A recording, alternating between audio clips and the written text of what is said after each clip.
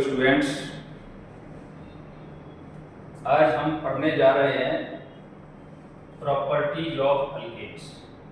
ठीक है, पिछले वीडियो में हमने कवर किया था प्रिपरेशन मेथड्स ऑफ अल्केन्स और आज पढ़ेंगे physical and chemical properties of alkanes. इस वन वीडियो में हम पूरा कंप्लीट कर लेंगे।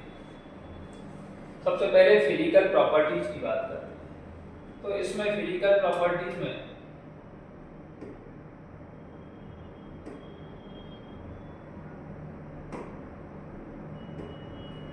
देखो, सबसे पहले यहाँ पर आ जाता है भाई फिजिकल स्टेट। ठीक है, फिजिकल स्टेट क्या होती है? तो हमारे आप में से बहुत सारे लोग जानते होंगे, मतलब सोचते होंगे कि ये तो सारी गैसेस ही होती हैं, पर ऐसा नहीं है। इसमें गैस, लिक्विड और सॉलिड तीनों ही तरह के हाइड्रोकार्बन्स होते हैं। अगर C1 से C4 मतलब 1 से 4 कार्बन रखने वाले वो क्या होते हैं भाई? गैसेस होते हैं।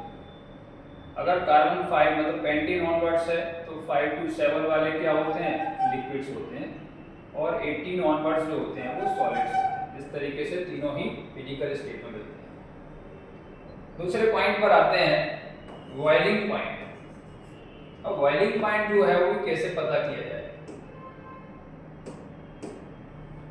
तो बॉइलिंग पॉइंट डिपेंड करता है मॉलिक्यूलर मास पर। Boiling point proportional to molecular mass. Molecular mass बढ़ेगा तो बॉइलिंग पॉइंट बढ़ता है। और याद रखो कि ब्रांचिंग बढ़ती है ना, ब्रांचिंग बढ़ने से इनवर्सली प्रोपोर्शनल है, बॉइलिंग पॉइंट कम होता है। क्यों ऐसा होता है? देखो यहाँ पे नीचे एक्सप्लेनेशन दिया हुआ है कि जैसे ही एज मॉलिक्यूलर मास इंक्रीजेस, ठीक है, मॉलिक्यूलर मास क्या होता है? इंक्रीज होता है। तो इंटरमॉलिक्यूलर फोर्सेस जो होते हैं मॉलिक्यूल के बीच में, है ना, इंटरमॉलिक्यूलर फोर्सेस वो इंक्रीज हो जाते हैं, और उनके इंक्रीज होने से क्या हो जाता है? बॉइलिंग पॉइंट इंक्रीज हो जाता है। बहुत ही सिंपल है। दूसरा पॉइंट कि अगर ब्रांचिंग बढ़ रही है तो क्या होगा? तो ऑन इंक्रीजिंग ब्रांचिंग, जब ब्रांच बढ़ती है तो सरफेस एरिया डिक्रीज हो जाता है। सरफेस एरिया डिक्रीज हो गया तो अब इंटरमॉलिक्यूलर फोर्सेस जो है वो क्या हो जाएंगे? डिक्रीज हो जाएंगे, और जब ये डिक्रीज हो गए हेंस बॉइलिंग पॉइंट डिक्रीज हो जाएगा। फॉर एग्जाम्पल, हमने एक बहुत बढ़िया एग्जाम्पल लिया है। जानते हो पेंटेन होता है, पेंटेन के 3 आइसोटोप्स होते हैं। जब 5 कार्बन स्ट्रेट चेन में जोड़े हैं तो इसे क्या बोलते हैं? N pentane. एक ब्रांच आ गई तो ये आइसोपेंटेन कहलाता है, और यहाँ पर अगर सेकंड कार्बन पे 2 मिथाइल ग्रुप आते हैं तो इसे क्या बोलते हैं? नियोपेंटेन। प्रीफिक्स नियो आ जाता है। आप देख रहे हैं कि यहाँ पर 5 कार्बन स्ट्रेट चेन में, यहाँ एक ब्रांच है, 2 ब्रांच, तो जैसे ब्रांचिंग बढ़ेगी तो बॉइलिंग पॉइंट कम हो जाएगा। इसका मतलब एन पेंटेन का, तो ये हमने यहाँ पे लिख दिया भाई बॉइलिंग पॉइंट का ऑर्डर। ऐसे क्वेश्चन एग्जाम आएगा, कर लो। अब आगे चलते हैं। दूसरा पॉइंट आता है मेल्टिंग पॉइंट। मेल्टिंग पॉइंट में क्या देखते हैं? तो देखिए, मेल्टिंग पॉइंट जो होता है वो भी directly proportional to molecular mass ही होता है। मॉलिक्यूलर मास बढ़ने से क्या होता है? मेल्टिंग पॉइंट बढ़ता जाएगा। पर दूसरा फैक्टर जिस पे ये डिपेंड करता है वो होता है पैकिंग एफिशिएंसी। तो melting point directly proportional to packing efficiency. अब ये पैकिंग एफिशिएंसी के बारे में हम जानेंगे, उससे पहले ऑन इंक्रीजिंग मॉलिक्यूलर मास, ठीक है, जो अभी मैंने बताया कि मॉलिक्यूलर मास बढ़ने से इंटरमॉलिक्यूलर फोर्सेस इंक्रीज होते हैं और मेल्टिंग पॉइंट इंक्रीज होता है। दूसरा पॉइंट है पैकिंग एफिशिएंसी। कैसे देखेंगे? देखो, ये अल्केन 2 तरह के होते हैं, एक जिसमें इवन नंबर ऑफ कार्बन है और दूसरे जिसमें odd number of carbon atom. तो alkanes with even number of carbon atoms, even number carbon atom आएगा तो वो जो है ना सिमेट्रिकल स्ट्रक्चर रखता है। सिमेट्रिकल स्ट्रक्चर उसका होता है। So they are more efficiently packed। उनमें जो पैकिंग का एफिशिएंसी है वो बढ़ जाएगा, और इसलिए and they possess higher melting point है। MP का मतलब melting point। Then those with odd number of carbon atoms, जिनमें odd number है वो unsymmetrical हो जाएंगे। आगे चलते हैं। नेक्स्ट पॉइंट आपको मैं बताने जा रहा हूं। वो पॉइंट है भाई फ्यूल कैपेसिटी विद कौन सा फ्यूल अच्छा होगा, कौन सा फ्यूल अच्छा होता है। वो फ्यूल अच्छा होता है जिसकी वेपर्स जल्दी बने, आसानी से बने, और वेपर्स आसानी से बनेंगी जब बॉइलिंग पॉइंट कम हो। इसका मतलब फ्यूल एफिशिएंसी जो है, ये जो फ्यूल कैपेसिटी है वो क्या हो जाएगी, इनवर्सली टू बॉइलिंग पॉइंट। बस इसमें और ज्यादा कुछ नहीं जानना है, बॉइलिंग पॉइंट समझ गए तो अपोजिट ऑर्डर कर दो। नेक्स्ट पॉइंट पे आते हैं सॉल्युबिलिटी पे। आपने जानते हो लाइक डिसॉल्व्स लाइक, तो polar solute are soluble in polar solvents, non polar are soluble in non polar solvents. यहाँ पर सबसे पहले ये जानो कि ये जो हाइड्रोकार्बन है, वे कार्बन हाइड्रोजन होने से नॉन पोलर होते हैं। अब नॉन पोलर है तो इसका मतलब वाटर में सॉल्युबल नहीं होगा, नॉन पोलर है तो non polar solvent like benzene, carbon tetrachloride में सॉल्युबल होगा। So these are insoluble in polar solvents, क्योंकि ये खुद नॉन पोलर है like water, but are soluble in non polar solvents, non polar solvents में soluble होंगे, and their solubility decreases with molecular mass, मतलब molecular mass बढ़ता जाएगा तो जो हायर अल्केन्स हैं दे आर, है ना, less soluble in non polar solvents. Next point पे आते हैं डेंसिटी। तो डेंसिटी जो होती है ना, डेंसिटी भी किससे डिपेंड करेगी, मॉलिक्यूलर मास। तो density increases with molecular mass, मतलब सब कुछ मॉलिक्यूलर मास पे डिपेंड कर रहा है। Physical state, boiling point, melting point, density directly proportional हो गई किसके, मॉलिक्यूलर मास। तो density increases with molecular mass and becomes constant, constant हो जाती है एट अबाउट 0.8 ग्राम पर सेंटीमीटर। तो ऐसा नहीं है कि डेंसिटी इनफाइनाइट तक बढ़ती जाएगी, बढ़ती जाती है 0.8 ग्राम पर सीसी पे पहुंच के कांस्टेंट वैल्यू हो गई, अब नहीं बढ़ेगी। इसका मतलब क्या, अच्छा आप जानते हो कि वाटर की डेंसिटी क्या है, वाटर की डेंसिटी होती है 1 ग्राम पर सीसी, मतलब ये सारे के सारे वाटर से हल्के हैं, लाइट हैं।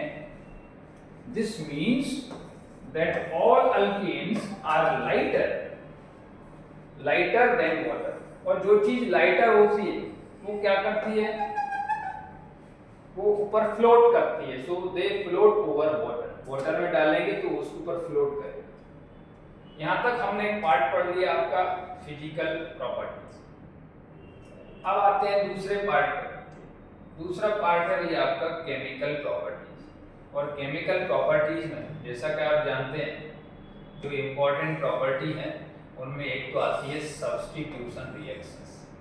मतलब देखा जाए तो अल्केन की सबसे इंपॉर्टेंट रिएक्शन यही है, सभी एग्जाम में इससे क्वेश्चन आता ही है, 100% जो क्वेश्चन आता है सब्स्टिट्यूशन रिएक्शंस में। First we discuss halogenation of alkanes. Halogenation कैसे होता है इनका, कोई भी अल्केन ले लो, मैंने समझाने के लिए CH4 ले लिया, तो जो CH4 है उसमें H2 की रिएक्शन कराएं। H2 क्या हो सकता है भी, halogen, fluorine, chlorine, bromine, iodine. तो ये यूवी लाइट की प्रेजेंस में रिएक्शन होती है, क्योंकि सब्स्टिट्यूशन रिएक्शन है तो एक हाइड्रोजन की जगह क्या आ जाएगा, क्लोरीन आ जाएगा। तो CH4 बन गया CH3Cl + H।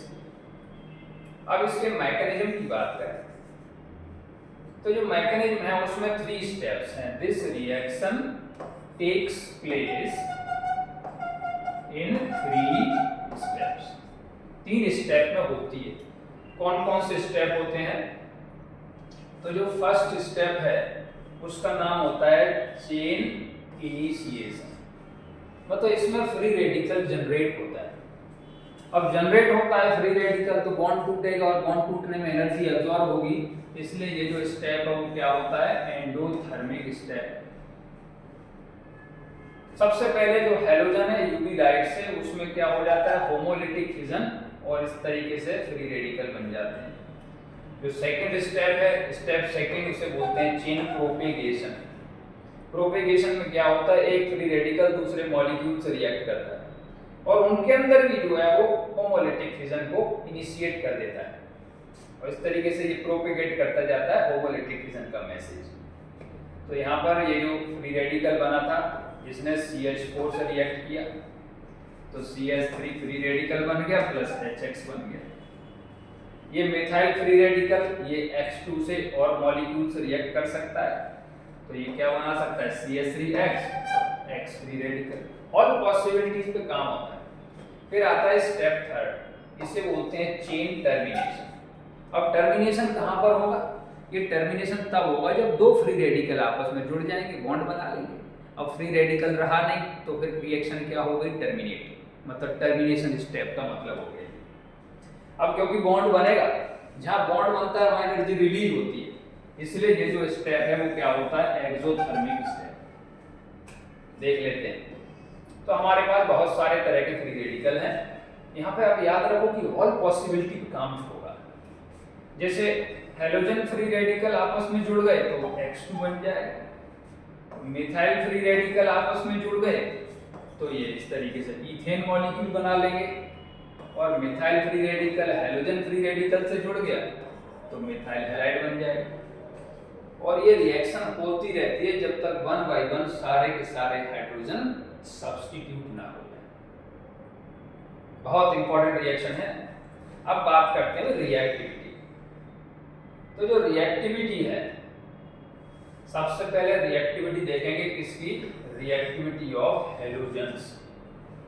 और हैलोजन में आप जानते हो कि फ्लोरीन बहुत रिएक्टिव होता है, एक्सप्लोसिव होता है। रिएक्शन इतनी फास्ट होती है कि एक्सप्लोजन हो जाता है। तो फ्लोरीन, क्लोरीन, ब्रोमीन, आयोडीन इस तरीके से है। तो जो फ्लोरीनेशन है उसके बारे में कहते हैं कि fluorination is very fast and explosive. मतलब कोई हमारे काम के लिए रिएक्शन फ्लोरीनेशन, क्योंकि एक्सप्लोजन हो जाएगा। फिर जो क्लोरीनेशन है, क्लोरीनेशन इज इजी, ये आसानी से हो जाती है।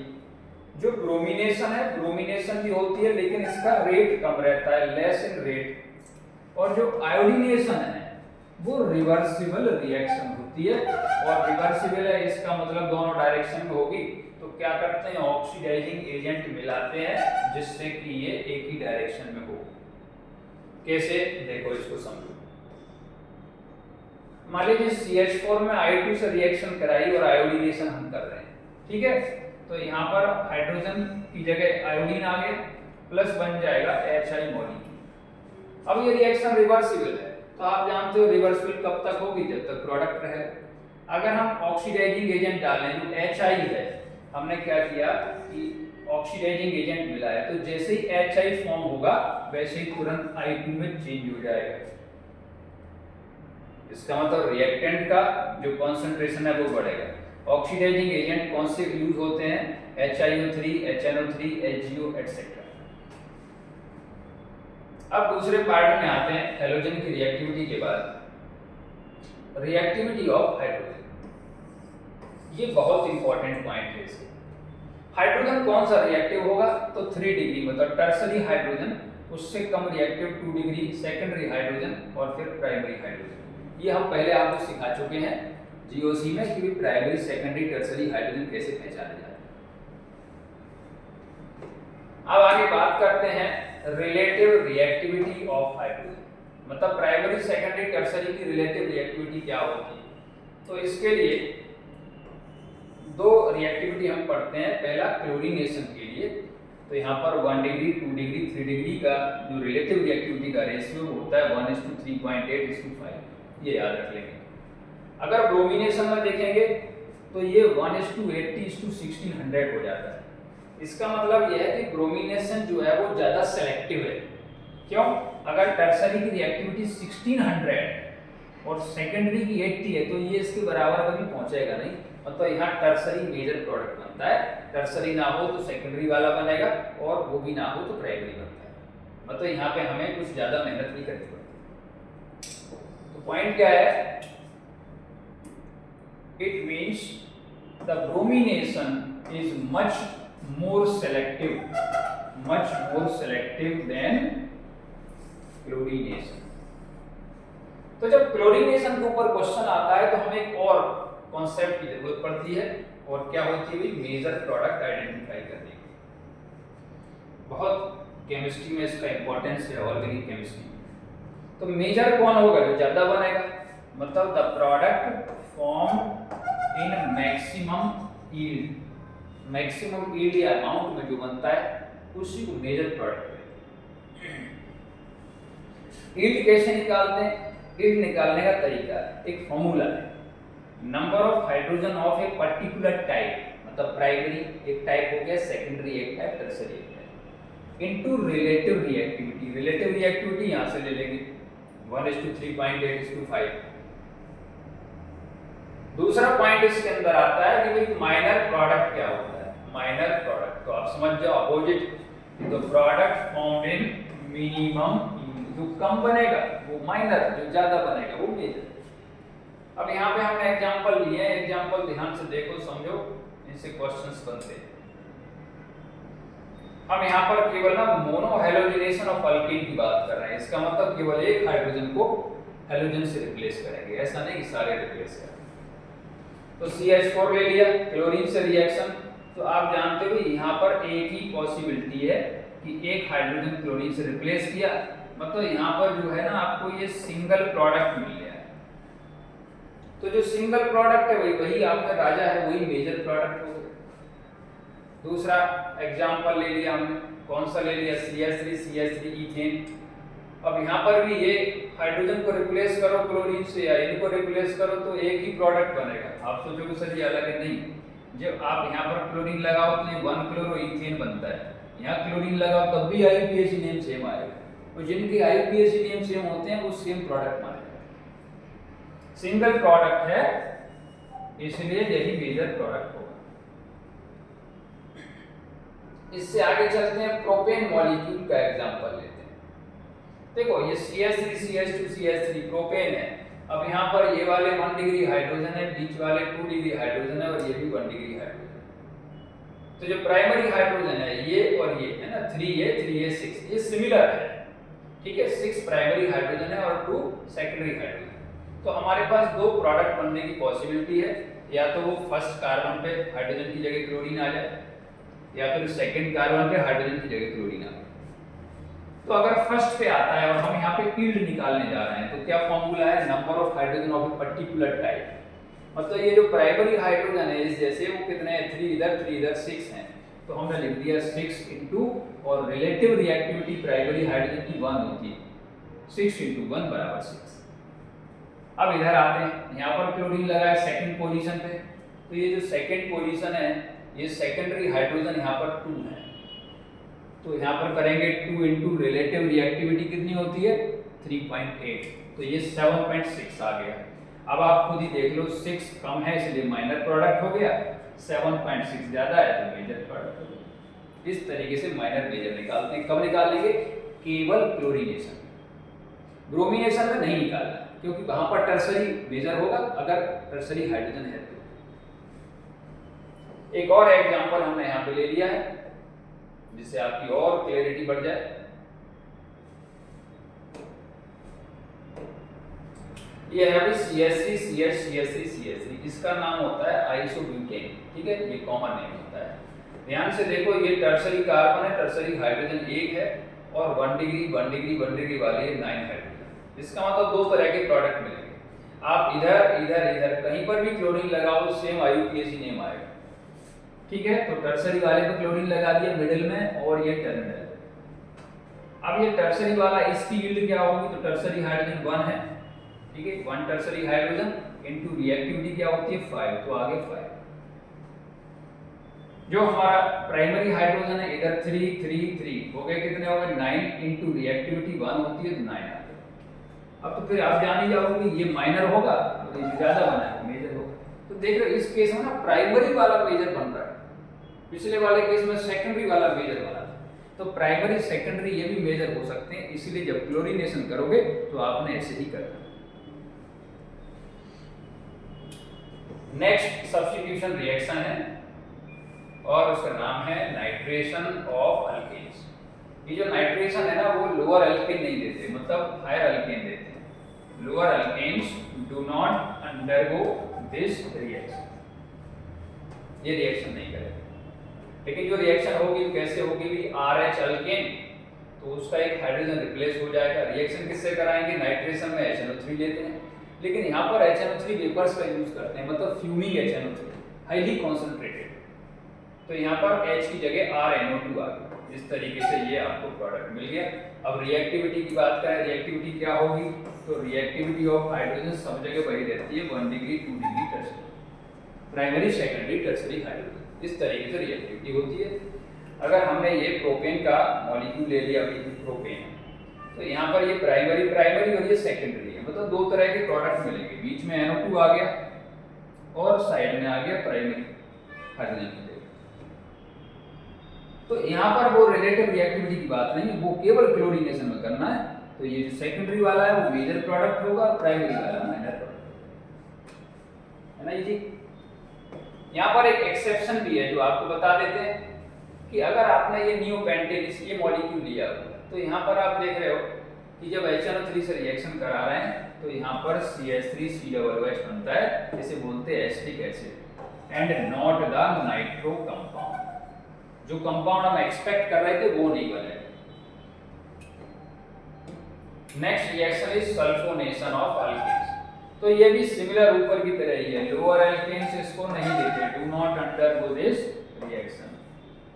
अच्छा, रिएक्टिविटी ऑफ हाइड्रोजन वो सिमिलर रहेगी, 1 डिग्री से ज्यादा, 2 डिग्री से ज्यादा, 3 डिग्री। इतना इजी है, बस RH ले लो, अल्केन ले लिया, उसका हाइड्रोजन रिएक्ट क्या कर दो, रिप्लेस कर दो, RH reaction with H2SO4 vapours, RSO3H बन गया। यहाँ पर भी वही मेजर माइनर देखेंगे, वही रिएक्टिविटी है। जैसे अगर हमने प्रोपेन ले लिया तो दो प्रोडक्ट बन गए, सेकेंडरी हाइड्रोजन वाला मेजर, प्राइमरी हाइड्रोजन की जगह सब्स्टिट्यूट हो गया है माइनर हो गया, है ना इजी। तो यहाँ तक हमने जो पढ़ ली हुई सब्स्टिट्यूशन रिएक्शन। अब कुछ और छोटी छोटी 2-3 रिएक्शन है, they are not much important but हम उनको कंप्लीट करेंगे। जैसे एक रिएक्शन होती है ऑक्सीडेशन ऑफ अल्केन्स। अल्केन का ऑक्सीडेशन कई तरीके से होता है, आप जानते हो कि जो कंबशन रिएक्शन है वो भी ऑक्सीडेशन का ही एक टाइप है। तो जब कंबशन करते हैं तो रिएक्शन किससे होती है, जैसे CH4 ले लिया तो रिएक्शन विद O2। अब यहाँ पर ये कंप्लीट कंबशन होता है तो CO2 गैस मिलती है प्लस वाटर, ठीक है। ये कब होता है कंप्लीट इनकम्प्लीट, जब ऑक्सीजन सफिशिएंट होती है तो कंप्लीट कंबशन होता है, और ऑक्सीजन की कमी है, जैसे 3/2 O2 दिखाया, तो यहाँ पर इनकम्प्लीट कंबशन होगा तो कार्बन मोनोऑक्साइड गैस मिलेगी, और कार्बन मोनोऑक्साइड गैस आप जानते हैं पॉइजनस गैस होती है। ये कैसे पता चलता है, आप कोई ना फ्यूल जलाओ और अगर स्मोक ज्यादा निकल रहा है तो समझ जाओ इनकम्प्लीट कंबशन है और वहां पर जो है कार्बन मोनोऑक्साइड गैस बन रही है, तो बचकर रहना वहां से। और अगर स्मोक नहीं निकल रहा, प्रॉपरली वो बर्न हो रही है, तो आप समझ जाइए कि वो कंप्लीट कंबशन का केस है, वहां CO2 गैस है। यहाँ पर आपने एक और पॉइंट आपको समझाने के लिए दिया कि भाई जो कंबशन रिएक्शन है उसमें कंबशन रिएक्शन में डेल्टा H कंबशन नेगेटिव होता है। क्यों? क्योंकि ये होती है एक्सोथर्मिक रिएक्शन। कोई भी फ्यूल को जलाओ तो हीट निकलती है, एनर्जी निकलती है, उसे एक्सोथर्मिक बोलते हैं। अब ये एक्सोथर्मिक रिएक्शन ऐसा क्वेश्चन बना सकते हैं कि किस पे डिपेंड करेगी, कौन सा फ्यूल अच्छा होगा कौन सा नहीं। तो डेल्टा H कंबशन जो है वो स्टेबिलिटी ऑफ अल्केन के इनवर्सली है ना, ये यहाँ पर देख लो आप अच्छे से। अल्केन स्टेबल है तो जल्दी नहीं टूटेगा, तो जो निकलने वाली एनर्जी है वो कम होगी। और स्टेबिलिटी ऑफ अल्केन किस पे डिपेंड करेगी, ये प्रोपोर्शनल होती है ब्रांचिंग के। कैसे भी एक नया कॉन्सेप्ट आ गया, कैसे आ गया देखो, जब ब्रांचिंग बढ़ती है ना, more branch alkanes has more number of primary CH bonds, hence more bond energy. Bond energy CH bonds की इस ऑर्डर में आती है ना, प्राइमरी की सबसे ज्यादा होती है, फिर सेकेंडरी, फिर टर्शियरी। कौन सा प्राइमरी, CH बॉन्ड की बात कर रहे हैं। और डेल्टा H कंबशन जो है वो इसका अपोजिट हो जाएगा। Delta H combustion 1 degree 2 degree 3 degree, क्योंकि वो इनवर्सली प्रोपोर्शनल है। एक एग्जांपल इसको समझने के लिए ले लिया हमने, ये ब्यूटेन है और ये आइसोब्यूटेन है। तो आप देख रहे हो कि यहाँ पर ये दोनों कार्बन जो है वो प्राइमरी है, मतलब 6 CH बॉन्ड हो गए, 3 इधर 3 इधर। और यहाँ पर आइसोब्यूटेन में 3 3 6 और 3 9 CH बॉन्ड हो गए। तो जितने ज्यादा प्राइमरी CH बॉन्ड होंगे उतने ही ज्यादा वो क्या होगा, स्टेबल होगा। तो स्टेबिलिटी इधर लेफ्ट टू राइट बढ़ेगी और delta H combustion right to left इस तरफ। इसे बोलते हैं कंबशन रिएक्शन। आगे चलते हैं कैटालाइटिक ऑक्सीडेशन की तरफ, है ना। कैटालाइटिक ऑक्सीडेशन मतलब इन प्रेजेंस ऑफ कैटलिस्ट। हमने RCH3 कोई अल्केन ले लिया, ऑक्सीडेशन है तो ऑक्सीजन से रिएक्शन होगी। तो जब हम यहाँ पर कॉपर का यूज करते हैं, कॉपर डाल दिया हमने, कॉपर डाल दिया तो अल्कोहल बनता है, ये याद करना पड़ेगा। अब अल्कोहल बना है, कार्बन का नंबर वही रहता है, तो RCH3, तो जो CH3 वाला पार्ट है ना, ये CH3 वाला पार्ट अल्कोहल में मतलब CH2OH में चेंज हो गया। अगर मोलिब्डेनम ऑक्साइड डाल दिया तो फिर क्या बन जाता है, एल्डिहाइड बनता है, तो ये RCHO बन जाएगा। अगर मैंगनीज डाइएसिटेट या सिल्वर ऑक्साइड डाल के गर्म किया तो बनता है कार्बोक्सिलिक एसिड या फिर RCOH। और इसमें ऑक्सीडेशन में लास्ट पॉइंट है जो एक पूछ लेते हैं भाई कि स्ट्रॉन्ग ऑक्सीडेंट ले लिया तो क्या होगा। भाई कॉपर से तो ठीक है, पता चल गया आपको। तो यहाँ पर कॉन्सेप्ट है कि alkanes having tertiary 3 degree hydrogen atoms are oxidised to alcohol, alcohol में बदल जाते हैं। जैसे यहाँ पर ये ले लिया, क्या नाम है इसका भाई, CH3C CH3 है 1 2 3, ये आइसोब्यूटेन है आपका। यहाँ पर एक CH टर्शरी हाइड्रोजन है, तो केवल ये K1O4 के साथ जब इसको रिएक्ट कराते हैं तो ये किस में चेंज हो जाता है, अल्कोहल। मतलब CH की जगह ये COH आ गया, देखो ध्यान से, CH COH में चेंज। ये दो रिएक्शन हो गई। आगे चलते हैं, रिएक्शन का नाम है एरोमेटाइजेशन। एरोमेटाइजेशन रिएक्शन कब होती है, तो जिन अल्केन में कम से कम 6 कार्बन हो, alkanes having at least 6 carbons, तो जब उनको हीट करते हैं मेटल ऑक्साइड के साथ, विद मेटल ऑक्साइड्स, और मेटल ऑक्साइड कौन कौन से हो सकते हैं, aluminium oxide, chromium oxide, vanadium oxide, manganese oxide etcetera. जब इनके साथ गर्म करते हैं, कंडीशन क्या है, 6 कार्बन, तो वो सब के सब कन्वर्ट हो जाते हैं किसमें, एरोमेटिक कंपाउंड्स। एरोमेटिक कंपाउंड में कन्वर्ट हो जाते हैं और इसी को एरोमेटाइजेशन कहते हैं। मैंने यहाँ पे भी कुछ एग्जांपल लिया आपके, जैसे N-हेक्सेन है, इसमें 6 कार्बन है, तो जब Al2O3 के साथ गर्म करेंगे तो ये बेंजीन में कन्वर्ट होगा, तो बेंजीन एरोमेटिक होती है और साथ में हाइड्रोजन गैस निकलती है। अब आप सोचोगे सर अगर 6 से ज्यादा कार्बन है तो क्या होगा, तो देखो अगर 6 से ज्यादा कार्बन है, जैसे N-हेप्टेन, इसमें 7 होते हैं, तो फिर यहाँ पर एक कार्बन जो है वो क्या है, मिथाइल ग्रुप के फॉर्म में यहाँ पे आ गया इस तरीके से ये, तो ये टोलुइन बन गया, है ना, बेंजीन के साथ फिर हाइड्रोजन। अगर उससे भी ज्यादा कार्बन है, जैसे 8 कार्बन, ये यहाँ पर देख रहे हो CH3 CH2 होल 6 CH3, तो ये वाला जो पार्ट है ये तो सब एरोमेटाइज हो गए ना, किसमें चेंज हो गया, अभी बेंजीन में। अब बचे CH3 CH3, दो हमारे पास कार्बन बचे हुए हैं, तो ये ऐसे हो सकता है कि दोनों कार्बन इथाइल के फॉर्म में लग जाए, या फिर ये ऑर्थो पोजीशन पे आ जाते हैं, CH3 CH3, तो ऑर्थो पोजीशन पे आते हैं, इनका नाम होता है ऑर्थोजाइलीन। अगर इस तरीके से स्ट्रक्चर मिला है, ठीक है, तो ये जो पार्ट है ये आपस में फिर क्या बना देता है, मेटा, है ना, ये मेटाजाइलीन देता है, मेटाजाइलीन।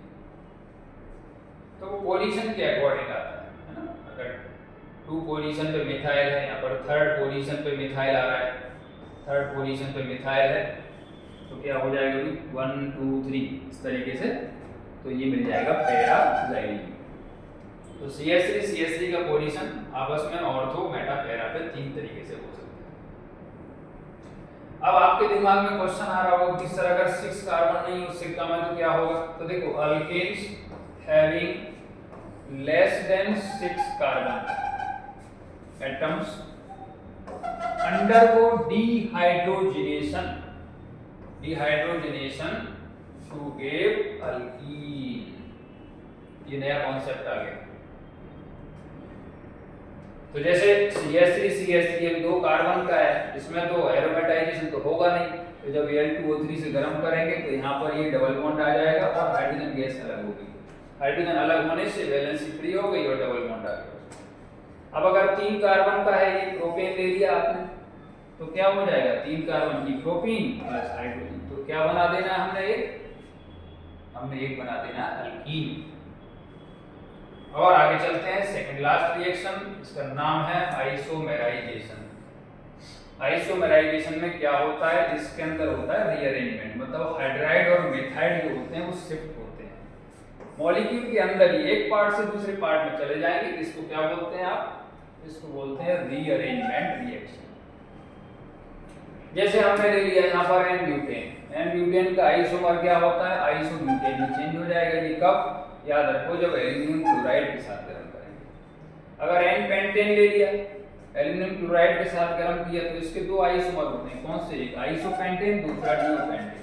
तो जितने भी आइसोमर्स होंगे सबकी इक्वल पॉसिबिलिटी है फॉर्म होने की, ये पॉइंट याद रखो, क्योंकि कल को ये पूछ सकता है कि बताओ एन पेंटेन से हमें जो टोटल आइसोमर्स कितने मिलेंगे। और आपकी इस टॉपिक की वीडियो की लास्ट रिएक्शन है जिसका नाम हम बताने जा रहे हैं पाइरोलिसिस और क्रैकिंग और थर्मल डिकम्पोजिशन।